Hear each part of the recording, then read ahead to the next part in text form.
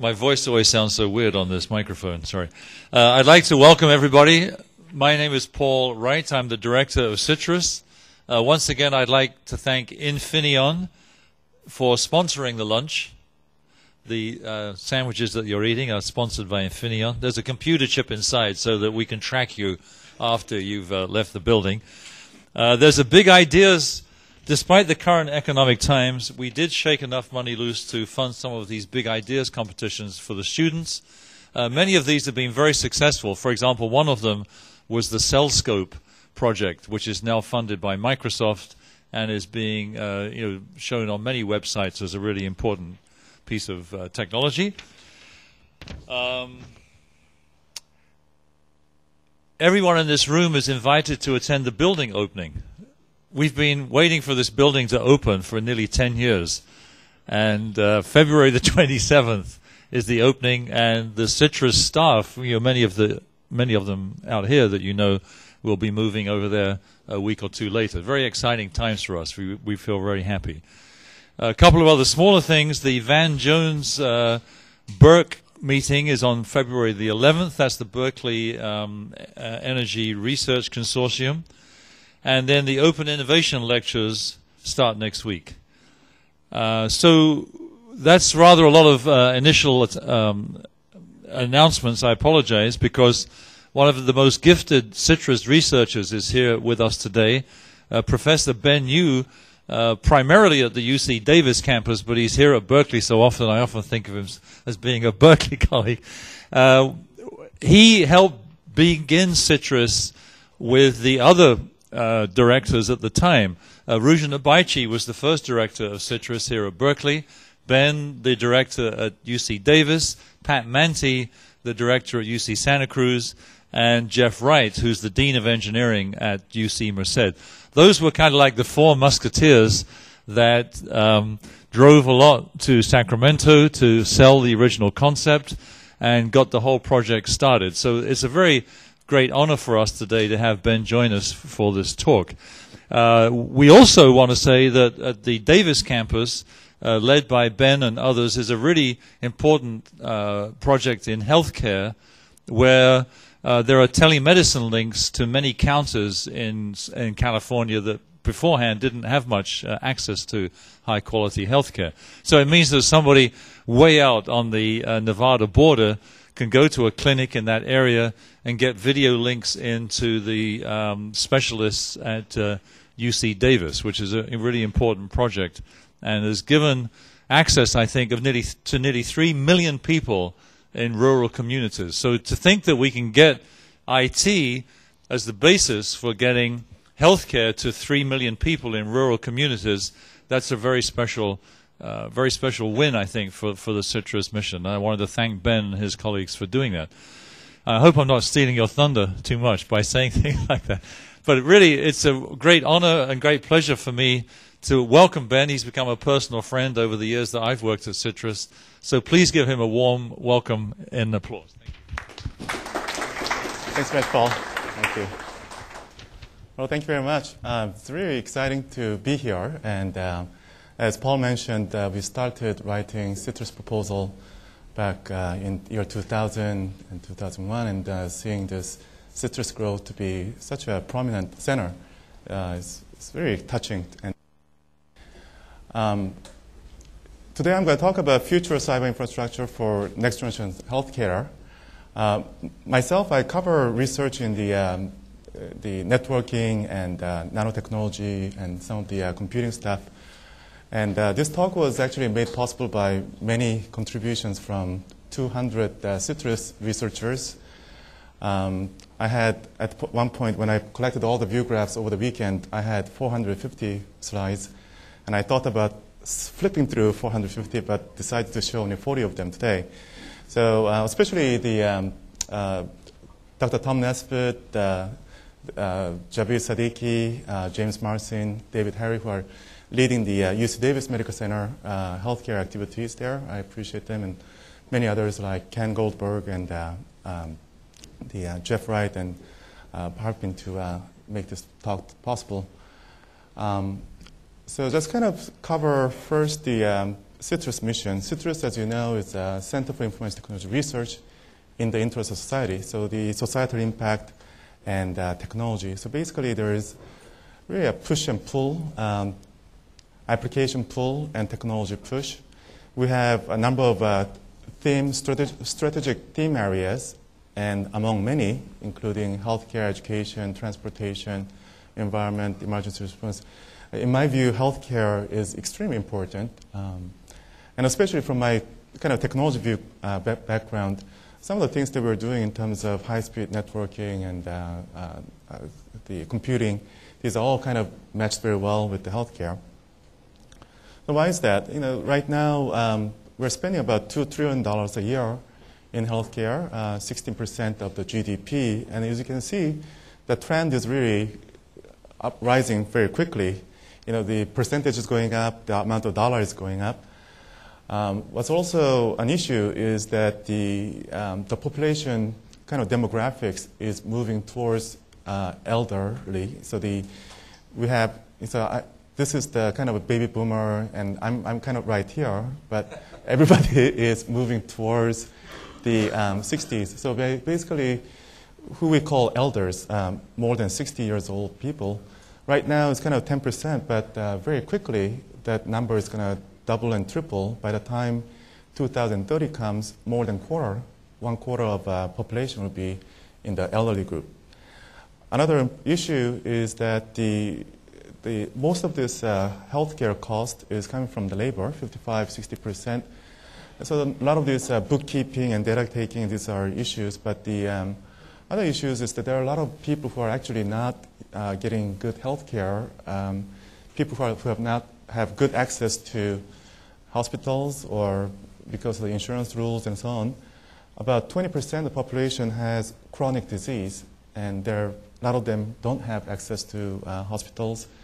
And more than half of that 20% of chronic care issue is coming from mental or neurological problem as well. So there are a lot of issues. I think for CITRIS, there are really exciting opportunities to have this healthcare and technology to work together to come up with something that really impacts the society. That's basically our CITRIS mission. My talk today is going to actually cover kind of three things. As I pointed out earlier, we're going to talk about application pull. So healthcare pulls the technology. How can technology help healthcare? And then the second is the other way around. How can healthcare impact, or the knowledge of the healthcare and human life and so on can help us do a better job in technology and information technology. And then lastly, I'm going to kind of conclude by showing what the future cyber infrastructure testbed would look like. And in fact, with the new building coming up, it's an exciting opportunity for us. So just kind of giving a kind of a, like when you go to a movie theater, you see like 15 seconds of movie clip preview. And basically, our future healthcare may be that we like to provide excellent, very high quality healthcare to everybody, anywhere, anytime. And to do that, you need to have really very good monitoring capability, sensors and so on, and that's kind of wearable and something that's attached to you. But at the same time, you have those things projected to good data mining and analysis, and those may consume petabit per second or petabytes per second type of networking and computing. And you may have experts sitting in the same room if you're lucky, but most likely your experts you may have only like 2 or 3 experts in the whole world, and those experts may collaborate over the network to give real-time care to you. So then these petascale networking, petascale computing, as well as sensors, all kind of seamlessly working, hardware, software is extremely important. The role of robotic surgery and the role of intensive care unit, and kind of bringing these healthcare to your home and anytime, and being able to kind of analyze your three-dimensional images and some of these important healthcare vital signs, extremely important. So let me just kind of cover how, the first topic, how can technologies help healthcare? I think this is kind of a mostly no-brainer to many of you here, because many of you are already working on technologies for healthcare. So I'm just going to kind of go through some of the topics that I know very well or I've heard recently. And then the next, I'll talk about how the healthcare and what we learned from healthcare can help us develop better technology. And then the third part would be to talk about how together application pull and technology push can help us develop cyber infrastructure for future healthcare. So as you know very well, I think that kind of the sensing, observation, and like imaging, so observe, analyze, act, as Randy Katz pointed out, a lot of times we kind of see MRI or imaging to be something where we kind of lie our back on and then just kind of go through this huge machine and you hear this kong, kong, kong, kong type of noise there. And that's kind of the today's technology. Professor Simon Cherry and a number of people at biomedical engineering at UC Davis have been developing PET MRI co-scan method where the traditional MRI and positron emission tomography is put together to provide better image and more functionality with lower latency latency and so on. Here, what's also interesting is that things are going towards miniaturization. These are the kind of current miniaturized MRI, but of course it'd be interesting to see kind of a handheld MRI or PET devices that may not require chamber type of stuff. And these are the kind of nice images generated by Simon Cherry's group, where the PET MRI co-scan provides extremely nice images and so on. And these are other scans and so on. Now, when I went to UC Davis Medical Center to visit, when I first arrived at the UC Davis, was that there were actually the medical school students were trained to kind of look at the old CAT scans, like X-ray-based CAT scans, kind of slice by slice. And they look at like 100 or 200 slices, and they were asked to kind of put together that images in their own brain and think about what the three-dimensional brain would look like. Of course, that's kind of 10 years ago, and now the visualization and interactive imaging has become very advanced. At the medical center, UC Davis Medical Center, there was also NSF Science and Technology Center called Center for Biophotonics, and they're developing a lot of these biophotonic materials and devices that help us detect and sense and even network a lot of these health-related symptoms like chemical sensing and spectroscopy. So instead of doing simple chemical analysis by using photonic spectroscopy-based measurement to find the signature of the cancer cells and so on, can help us expedite the analysis of the healthcare information. Professor Ken Goldberg and his colleagues, number of colleagues, have developed microneedles.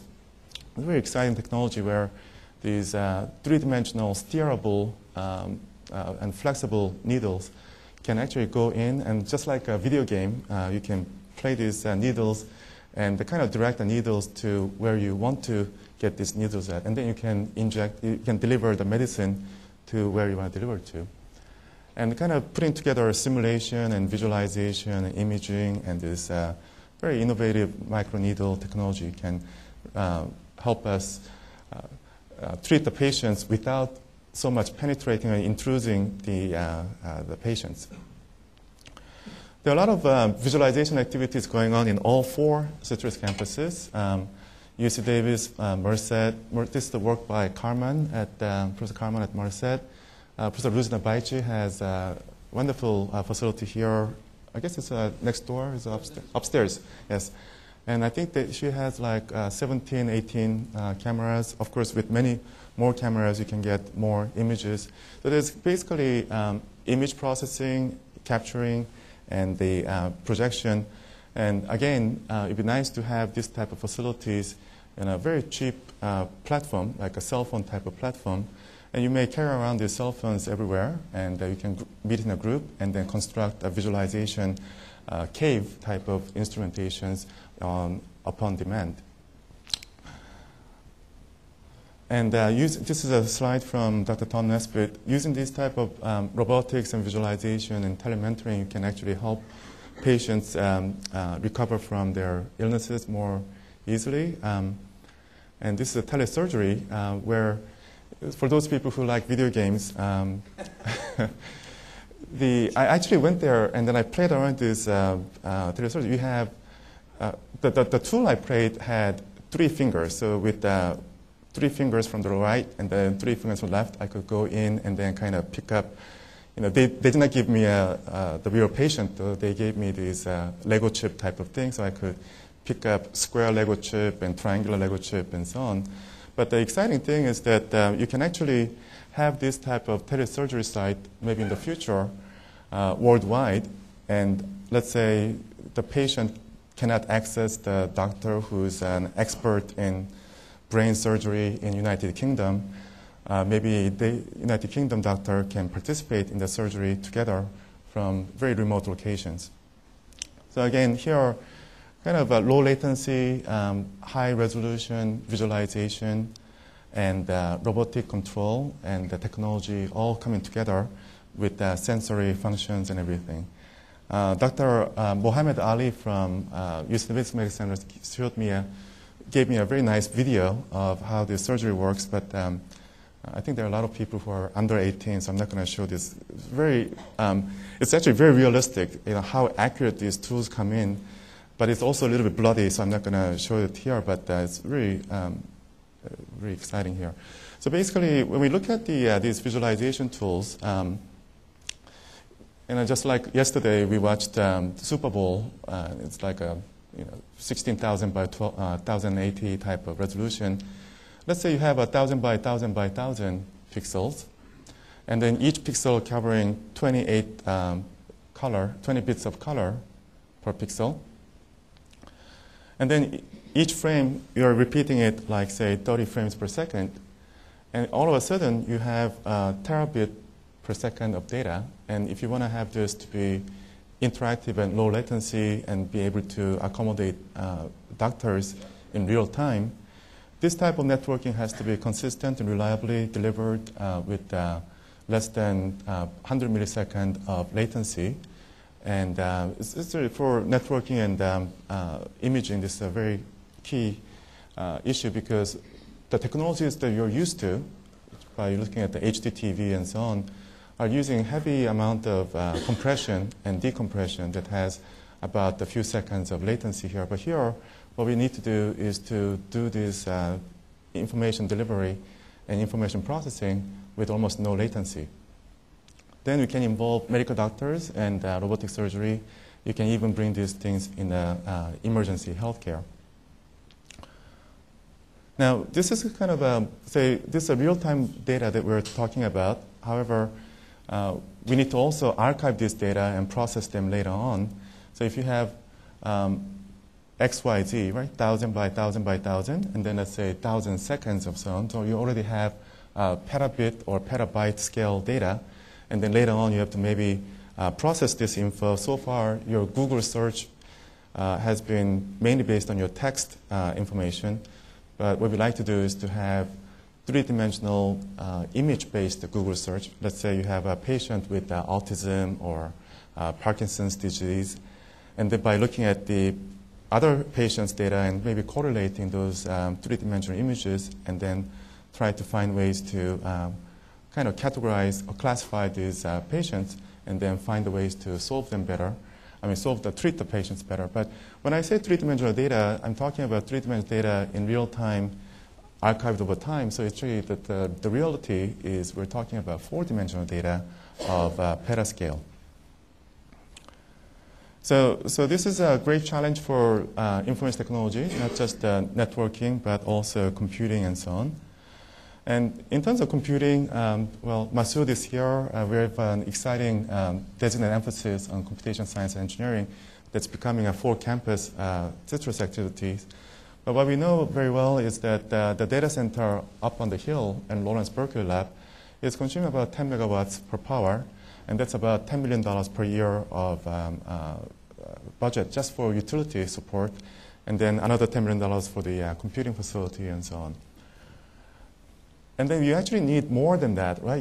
That's about 100 teraflop system, but every year we are doubling the processing the amount of data you're processing is about doubling every year. So in about 10 years from now, you're going to be dealing with 1,000 times of that data. So instead of 100 terabyte data, you may have to do 100 petabyte processing on a 100 petaflop machine. And with the power consumption being like this, we cannot afford to consume 10 gigawatts of power.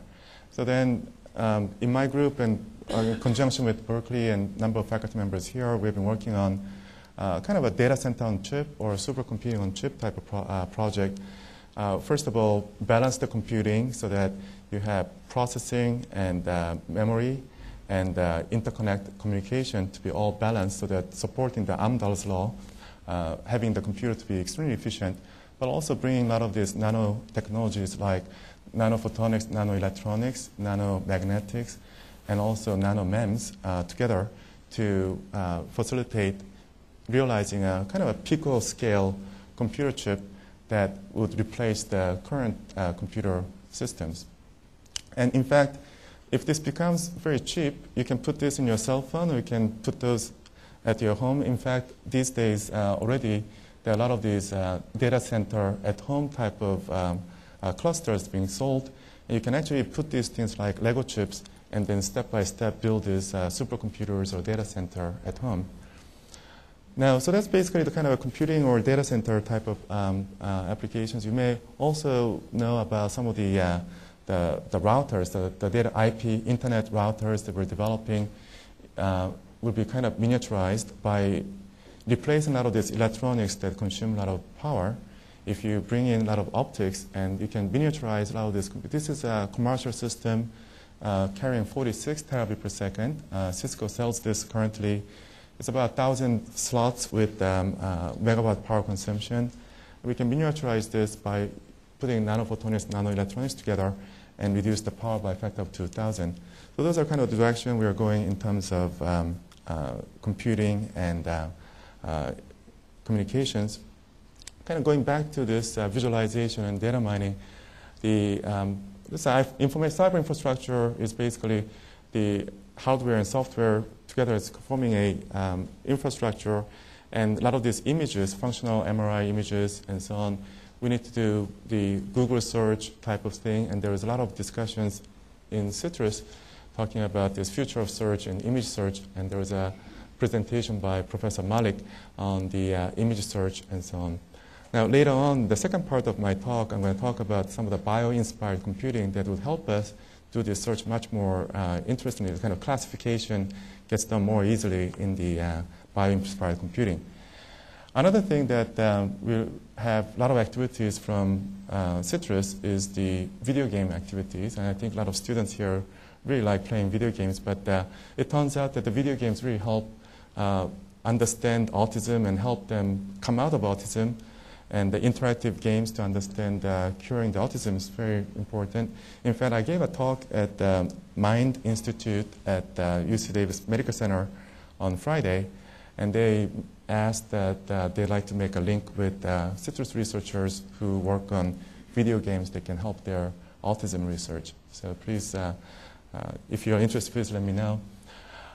The sensors, so basically sensing of your kind of vital signs and where you are, and a lot of this intelligent data can be embedded in your sensors and put on the cell phones. Maybe your future iPhone or sensors may be embedded with a lot of this RFID and sensors and computing, and we have activities within Citrus to have microscope and chemical sensing in these Citrus activities, the cell phone. So the cell phone in the future can be your networking device, your healthcare vital detection sensing device, and also the computing device all in one.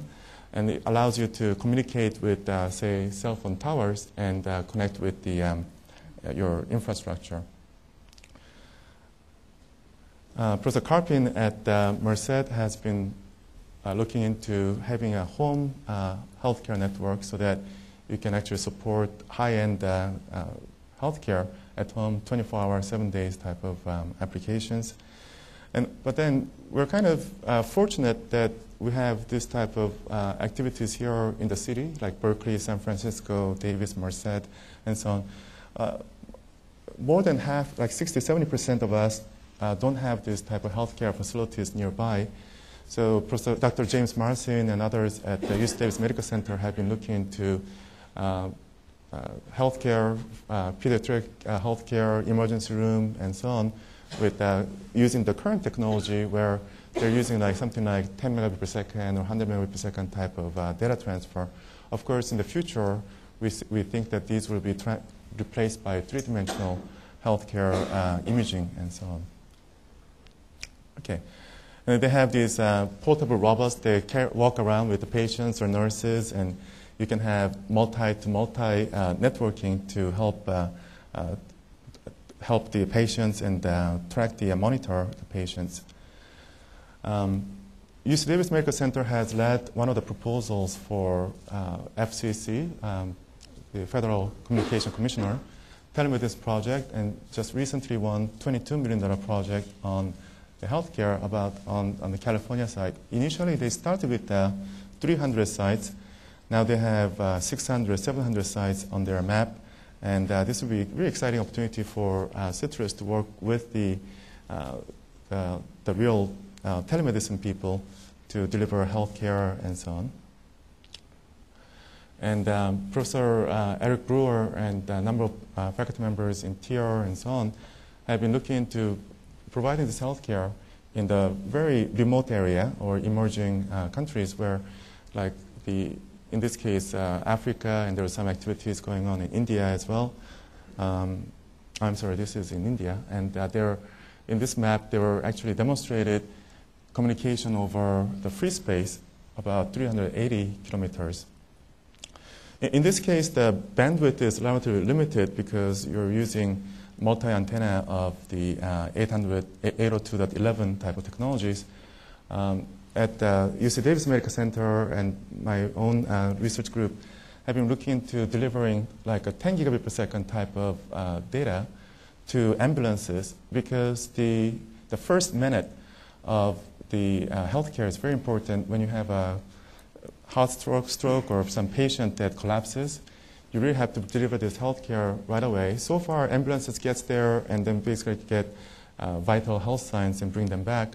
What we like to do is to bring very high-end, like terabit per second type of healthcare with visualization, with the vital signs, and then perhaps connecting with the healthcare experts from the first minute of the healthcare. So in this case, we need, as you can see, this requires very sophisticated technology because it will be a line of sight.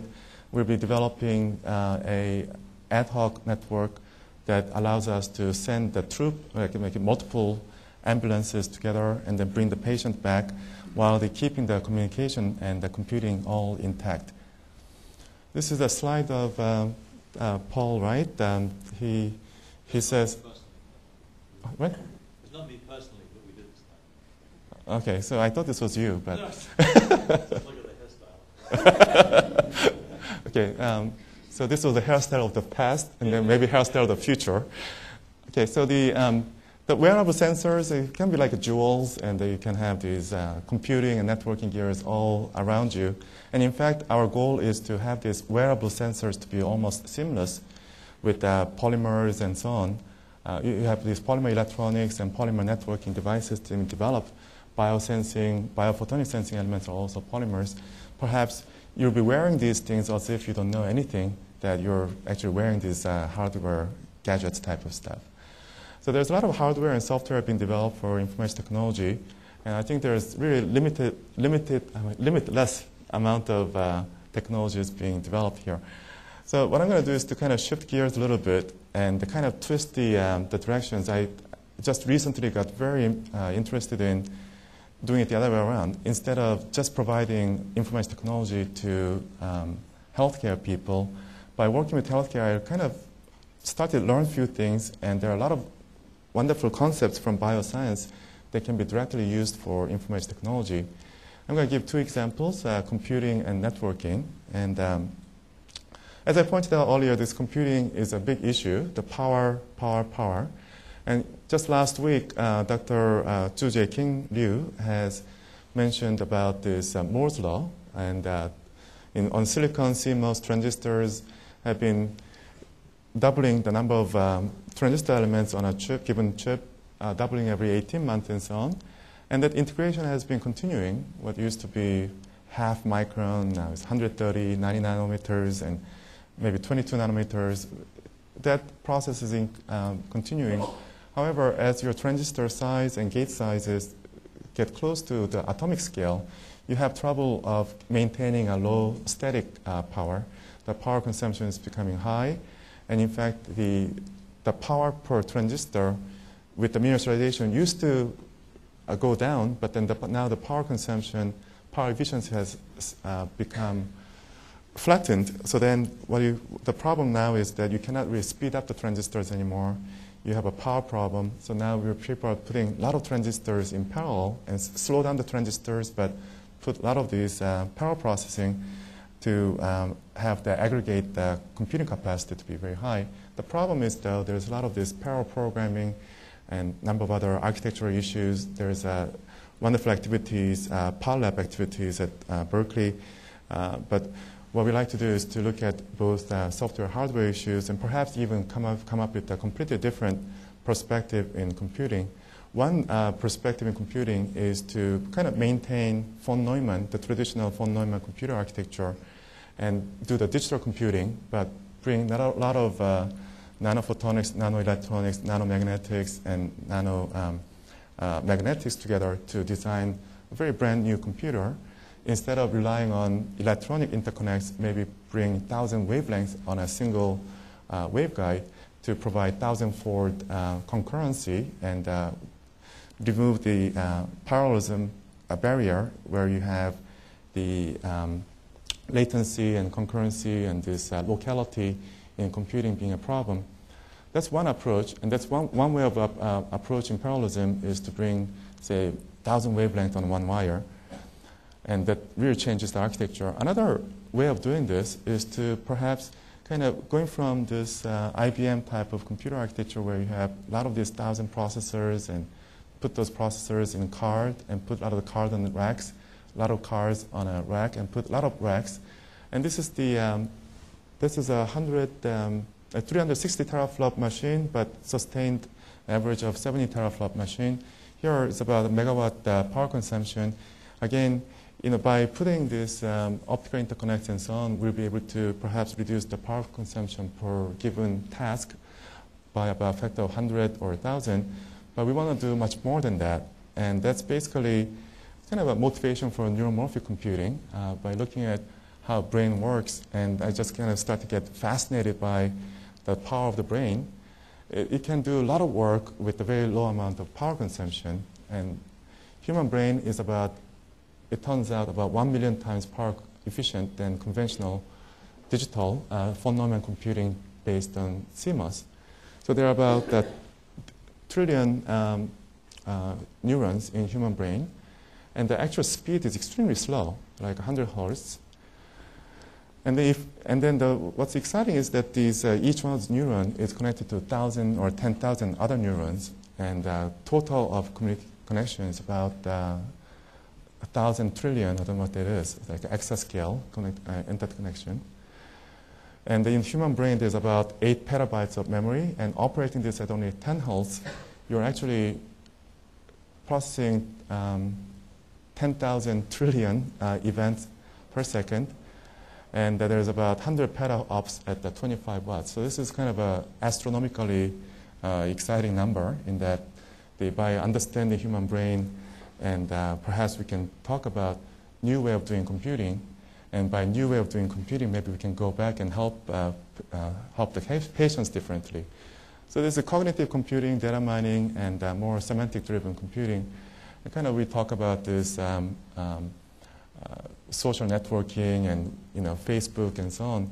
And we also talk about classification, like pattern recognition. These are actually not so well done in digital computing, but better done in analog computing.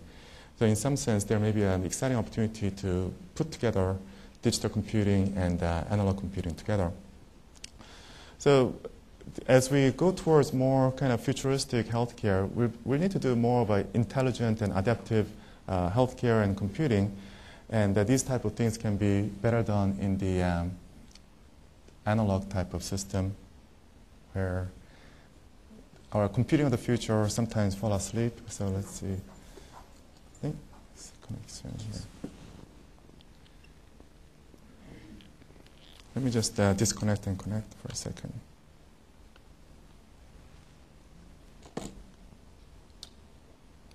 Okay, it's just doing something.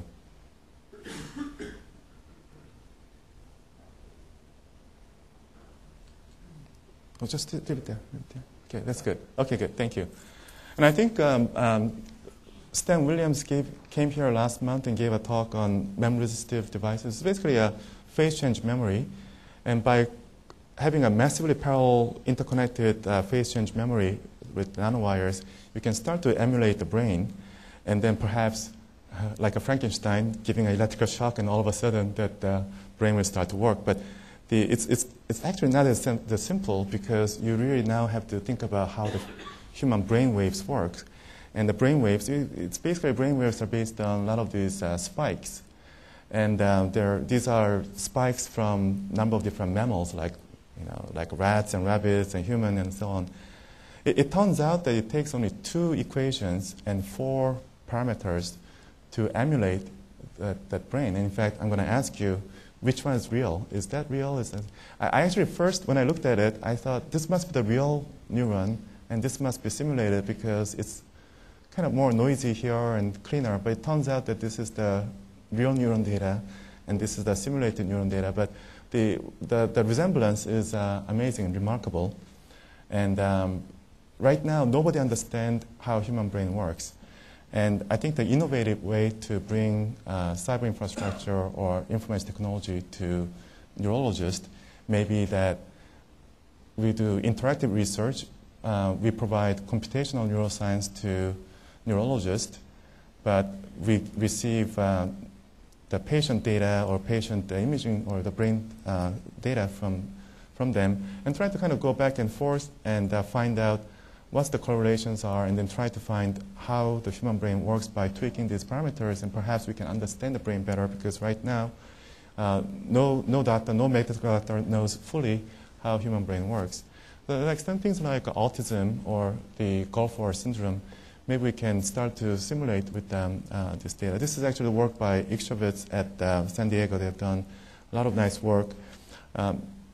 So our thinking is that perhaps kind of medical doctors and neuroscientists and computational neuroscientists doing simulations and nanotechnologists who prototype these human brains can work together to perhaps help doctors understand the brains better, but also help us, and the doctors will help us build a better brain, build a better computer.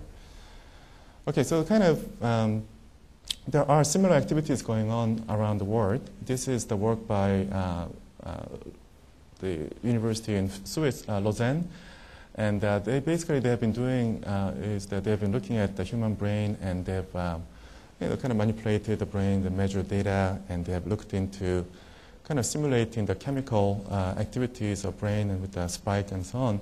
And by working with IBM Zurich, they were able to emulate 0.1% of the human brain, and they were able to simulate and emulate cognitive function. It's really remarkable.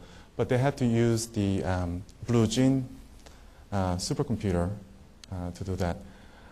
But it's basically a kind of simulation based on neural models, and it turns out that every neural model is very difficult. They put very heterogeneous neural models there, very interesting. And I think this is another way to actually work with neuroscientists to help them also get help from them. We just started a small activity on neuromorphic computing amongst several faculty members in our group and a number of other collaborators. And just looking at the work by, this work by Stony Brook, and this work by Stan Williams and others at HP, they're looking at this kind of HPNI, field programmable nano interconnects, or the memory-resistive devices to kind of create field programmable brain. In fact, the challenge is that if you just have kind of one-to-one or one-to-4 type of connectivity, you really do not get the 1004 type of parallelism you like to get.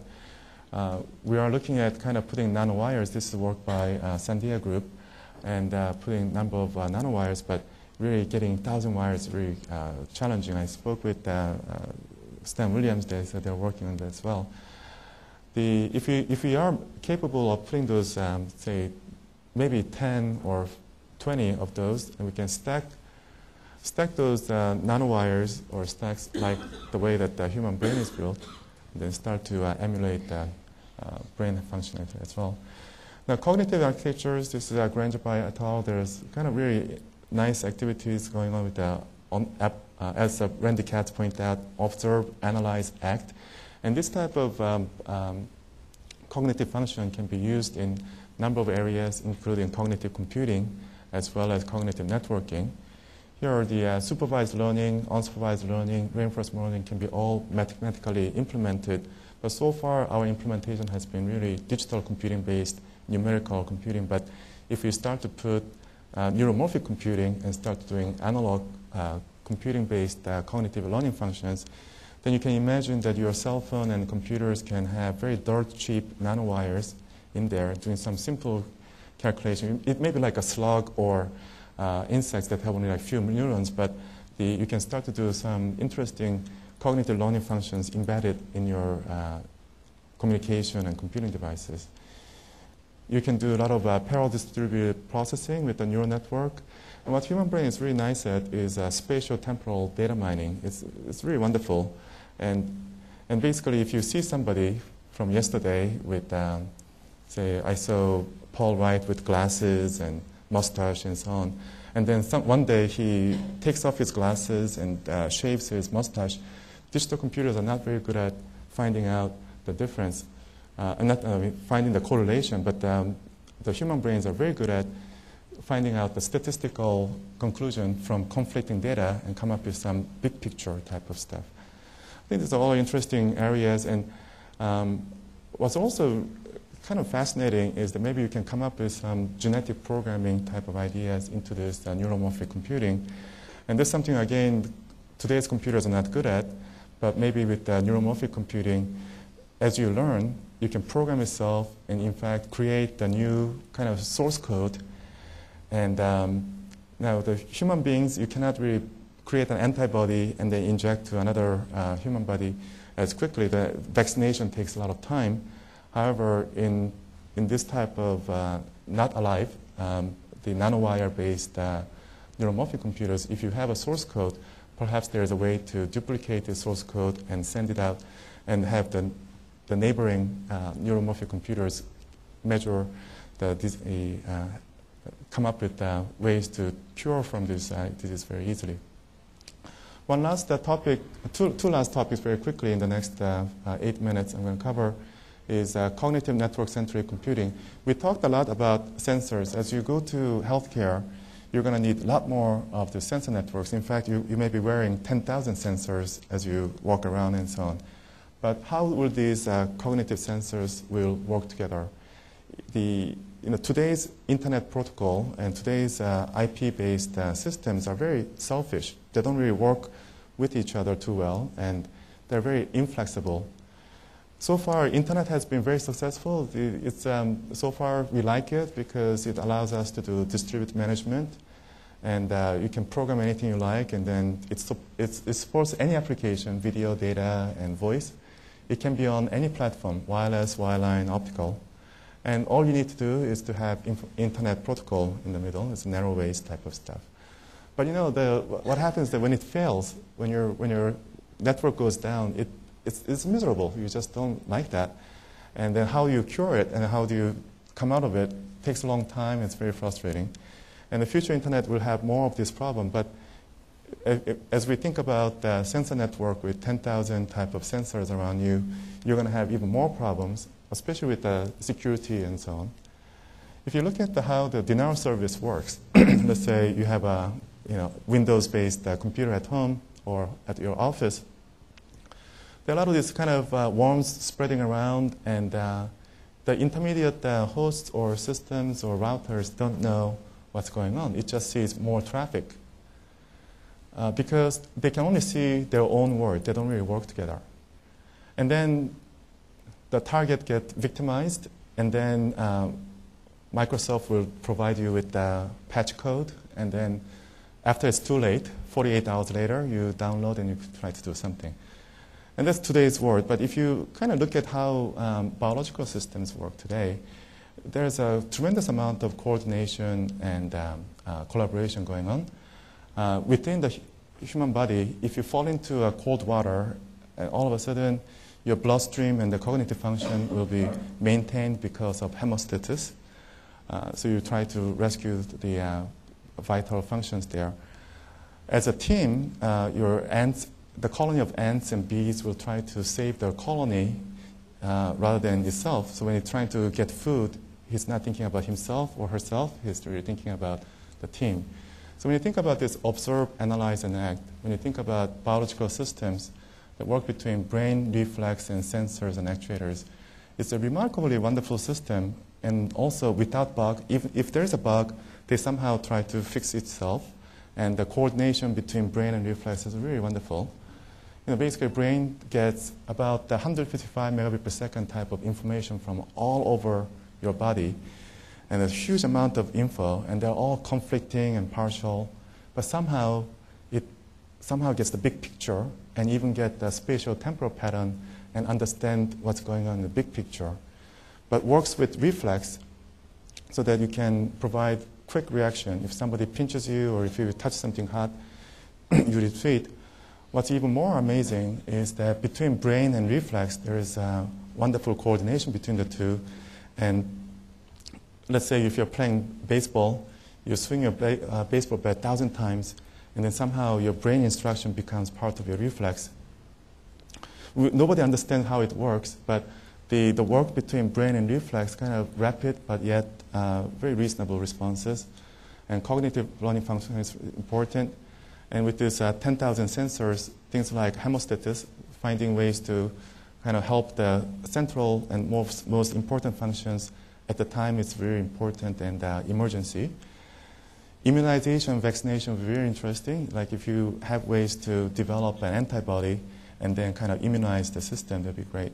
And teamwork, as I said, is something that the biological system has, but today's network and computing doesn't have. So this is something that in our group we're putting that in. Instead of having IP network with a lot of reflex with no brain, or going at the telecom network that has huge brain but no reflex, what we're looking at is to put network control management and say reflex, which is like FPGA, that coordinates between brain and reflex. So brain has more kind of a coordination between the interment, which is slow but elaborate, whereas reflex is more quick and very fast reaction type of stuff. So that's kind of, you have this hierarchical intelligence or agent, and you go from soldiers to lieutenant to, say, all the way up to commander-in-chief. So let's say you have a commander-in-chief in America. How would commander-in-chief in Russia and Japan work? They may actually fight with each other, but in peaceful times they may collaborate. And in fact, there will be a lot of social networking that's happening, just like the way the ant colony and bee colony is working. And you may subscribe to Google broker service or Yahoo or Facebook, depending on your application. You may subscribe to both at the same time because you don't know what's going to happen next type of stuff. So that's kind of the testbed ideas we have. I think I'm going to conclude my talk by showing a few photographs and talk about opportunities for our technologists working together with healthcare researchers and biologists. So at Citrus, as you know, we have a wonderful facility and very diverse technology covering sensor network and computing, hardware, software, medical, and biology, everything. I think this is a really exciting opportunity for Citrus. At the UC Davis Medical Center and our Citrus researcher have been looking to kind of providing this healthcare education and telemedicine all around the world by putting very high-end visualization and computing and networking applications together with the healthcare. When we put everything together, kind of functionally, the picture we have is kind of, say, citrus. Where citrus, the first picture we had was a societal scale system, and the societal scale system includes things like, say, if we have our human body that we like to monitor and cure and keep the well-being anytime, anywhere for everybody, you have a bunch of sensors being networked, and we have interfacing those sensor data with the databases, and then we model them. We may even go down to modeling of the DNAs and so on, and then we can do computational simulation and say neuroscience, neurocomputation science, and so on.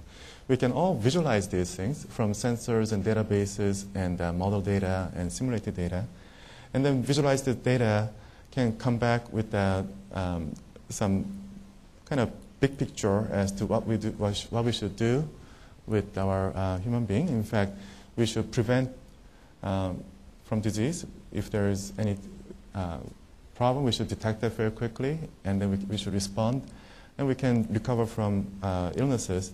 And as I said, I think this so far we have this societal scale information system being developed using digital computing, but maybe 10, 20 years down the line, we may find that the combination of analog computing and digital computing, or analog networking and digital networking, may help us have this cycle more efficiently and so on. Okay, this is a test bed that we're putting together at UC Davis. We have, say, sensor networks, and we have ambulance, say, intensive care unit in the ambulance with high resolution imaging and optical networks and so on, and BME doing genetic genome simulations and so on. And this is our 4 campuses. We have wonderful 4 campuses working together. In this case, we're kind of putting together in terms of the healthcare info processing and so on. And at the Sacramento Medical Center, we have wonderful facility including intensive care units and the telehealth and network to 700 sites in California. And there's a new building being put up in the Berkeley headquarters, and we can actually do this robotic surgery maybe. There are a lot of robotic people and computing and networking people all together. Also, working together, we can actually have this kind of what we learned from today's healthcare, and what we learned from how the technology can help healthcare, what we learned from how healthcare can impact developing new information technology, and put those type of things in real-time education in smart classrooms, where smart classroom links Davis, Merced, Berkeley, and Santa Cruz to help us kind of develop a new way of thinking towards a future cyber infrastructure for next generation healthcare. That's all I have. I appreciate your attention today. Thank you. Thank you. I know we're running short of time because we have lectures and so forth, but let's go for one quick question, and then perhaps Professor Yoo will stay. One quick question. Yes, Bernd. I'm dying to know how your guidable needle works. Oh, this is not mine. So the question was how the guidable needle works. Ken Goldberg has a team, the Berkeley professor. And if you go to Scheme video, you go to YouTube and Scheme, that it shows you all these video graphs and memory flex that the heat can move it, or how I'm just trying all I know is that he uses this PS4 type of computer, the computer game gadgets, and it goes around, and then you can see these needles go in 3 dimensions. But you can ask him directly. Let's invite, if there are questions, please come up and ask Ben right now. Thank you very much, Ben. Thank you.